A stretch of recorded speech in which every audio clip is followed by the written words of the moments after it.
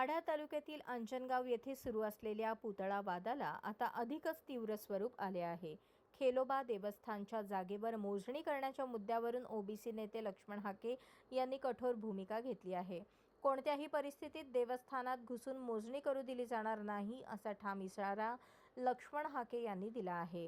त्यांनी प्रशासनाच्या भूमिकेवरही प्रश्नचिन्ह उपस्थित करत ज्यांनी बेकायदेशीर पुतळा उभारला त्यांच्यावर कोणतीच कारवाई होत नाही, मग जबरदस्तीने मंदिरात घुसून मोजणी करण्याचे कारण काय असा सवाल उपस्थित केला.